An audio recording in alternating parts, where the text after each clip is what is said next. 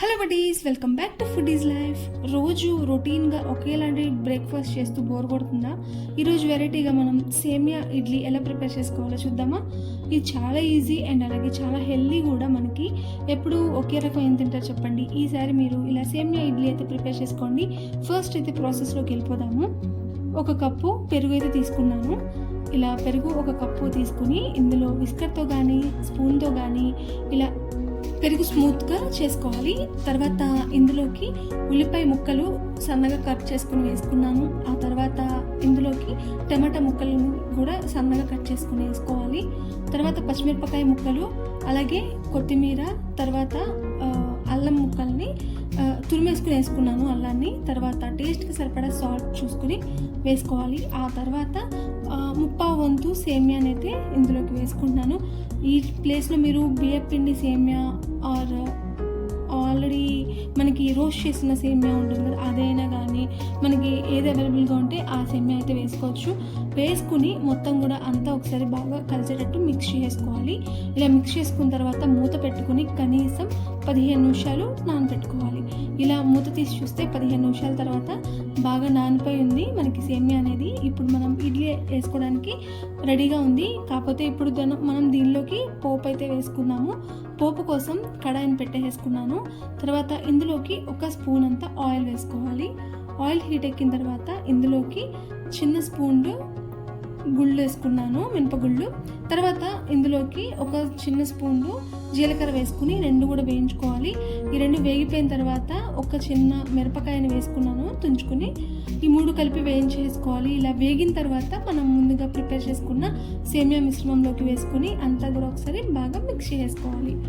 ఇప్పుడు మనం ఇడ్లీ పాత్రలను తీసుకొని దాని మీద ఎటువంటి ఆయిల్ కానీ గీ కానీ ఏది అప్లై చేయాల్సిన అవసరం లేదు. మనం ప్రిపేర్ చేసుకున్న మిశ్రమాన్ని ఇడ్లీ షేప్లో అయితే పాత్రలోకి వేసేసుకోవడమే.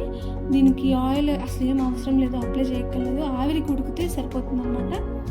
ఇలాగా మనం అన్నీ కూడా మనం ఇడ్లీ షేప్లో అయితే ప్లేట్లలో వేసి మీకు చూపిస్తున్నాను అనమాట. ఎప్పుడు సేమియాతో ఉప్మా అండ్ అలాగే కేసరి ఇలాంటివి కాకుండా ఒకసారి ఇలా అయితే ట్రై చేయండి. కూర ముక్కలన్నీ వేసి మీరు ఇంట్లో అవైలబుల్గా ఉంటే బీట్రూట్, క్యారెట్ అవి కూడా వేసుకోవచ్చు. కీరదోసకాయ ముక్కలు ఇవన్నీ కూడా వేసుకోవచ్చు. నేనైతే ప్రస్తుతానికి వీటితో అయితే చూపిస్తున్నాను. నేను ఇంకో ప్లేట్లో కూడా నేను ఇడ్లీలు ప్రిపేర్ చేసేసుకుంటున్నాను. ఇలా వేసేసి మనం వీటిని ఆవిరికి ఉడికించుకోవడం మాత్రమే. పైన కానీ లేకపోతే పాత్రకు కానీ ఎటువంటి ఆయిల్ కూడా అస్సలు అప్లై చేయాల్సిన అవసరం లేదు. సో మనకి ఇంకా అంతకన్నా హెల్దీ ఏమని చెప్పండి అసలు. ఇప్పుడు స్టవ్ మీద ఇడ్లీ పాత్రను పెట్టుకుని ఇందులోకి 2 గ్లాసులు వాటర్ని అయితే వేసుకుంటున్నాను. ఇలా వాటర్ బాగా మరిగింది అనుకున్న తర్వాత మనం ముందుగా సేమియా ఇడ్లీ వేసి ప్రిపేర్ చేసుకున్న ప్లేట్స్ని ఇలా అరేంజ్ చేసుకోవడమే. ఇలా అరేంజ్ చేసుకుని 2 కూడా పైన మూత పెట్టేసుకుని 10 నుంచి 15 నిమిషాలు ఆవిరి మీద మీడియం ఫ్లేమ్లో పెట్టుకుని ఉడికించుకోండి. మనకి సేమియా ఇడ్లీలు అయితే రెడీ అయిపోయాయి. టేస్ట్ కూడా చాలా బాగుంది. మీరే ట్రై చేసి చెప్తారు చాలా బాగుంది అని. సో ఇలా మూత తీసి చూస్తే మనకి చూడండి కొంచెం కలర్ చేంజ్ అయ్యి బాగా ఆవిరికి స్టీమ్ అయ్యి చాలా బాగుంటాయి. చూడ్డానికి కూడా చూడండి. ఇప్పుడు నేను ఒకటి తీసి చూపిస్తాను అన్నీ కూడా, అప్పుడు మీకే అర్థమవుతుంది ఎలా ఉంది అనేది. ఇక్కడ నేను తీస్తున్నాను చూడండి. కరెక్ట్గా మనకి ఇడ్లీ షేప్లో అయితే సేమియా ఇడ్లీలు అయితే ప్రిపేర్ అయిపోయాయి. వీటిని మనం ఉట్టిగా కూడా తినేయచ్చు, ఎందుకంటే ఇందులో ఉల్లిపాయలు, పచ్చిమిరపకాయలు అన్నీ కూడా వేసాం కాబట్టి వెజిటేబుల్స్. సో మనకి ఇది ఉట్టిగా కూడా తినచ్చు, చాలా బాగుంటుంది. ఎటువంటి పొళ్ళు పచ్చళ్ళు ఏం కూడా అవసరం లేదు, ఉట్టిగా కూడా మనం తినేయచ్చు కాబట్టి.